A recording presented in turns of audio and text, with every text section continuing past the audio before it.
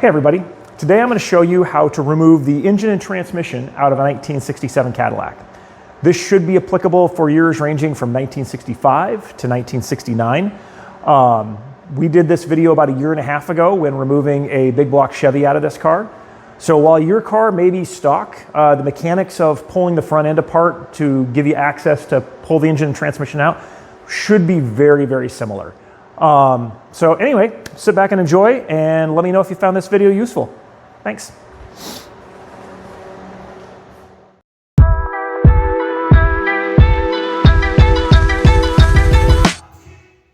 All right, we're going to start with removing the front bumper, which of course means starting with the instruction manual.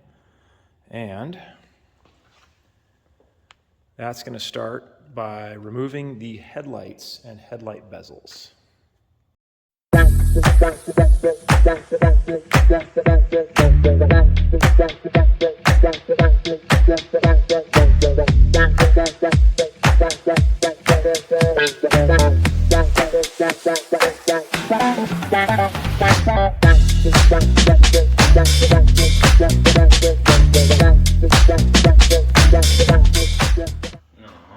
All right, we got the bumper on the ground.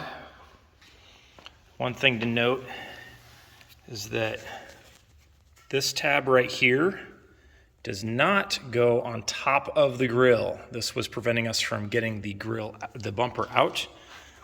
The other thing to note is that these things here do not just come out. So from underneath, you're going to need to go through and secure it while you're removing the nut, but do not expect that you're going to get this thing out through the bottom. All right, now that we get the front bumper off, it's time to go through and remove the fender. The left and the front fender are a little different because we've also got an antenna built into the fender. So we're going to start on the left because that's the easiest side. Starting with the instructions, we're going to go through and remove the headlights. That's already been done, so we don't need to do that again. And we're going to go through and remove the front wheel.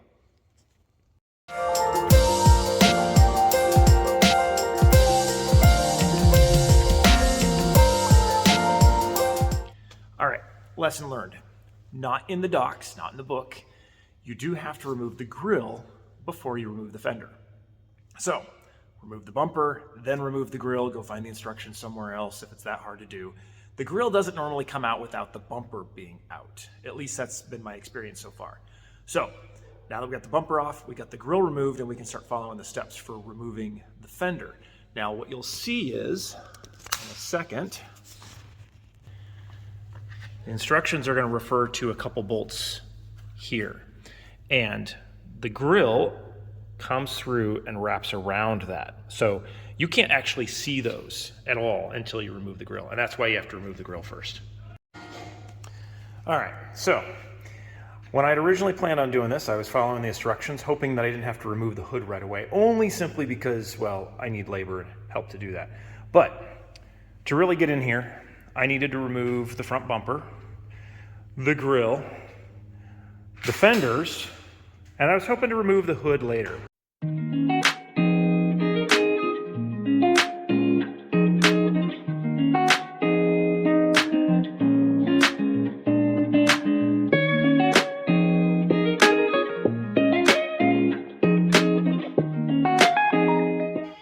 All right, so I didn't film the removal of this fender, but I'm going to film the next one.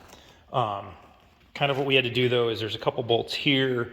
There is a whole bunch of bolts that go along the bottom. There is a bolt down here. This is not the original. It is neither 1/2 inch or 9/16. I'm guessing it's metric, but it doesn't even match that.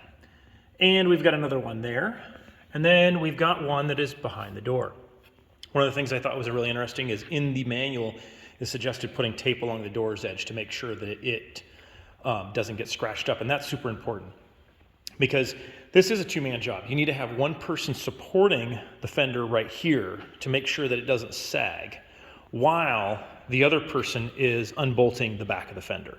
And then once that's done, then the person that's holding the fender can come back and then the other one can remove all the wiring harnesses from it. So next up, we're going to remove this inner fender and then we're going to go and remove that one as well. All right, so we're getting ready to remove the inner fender. There is a couple bolts down here. There is a couple bolts holding this area here to this. There is 4 or 8 bolts back here. There's another couple over here. And that should be it.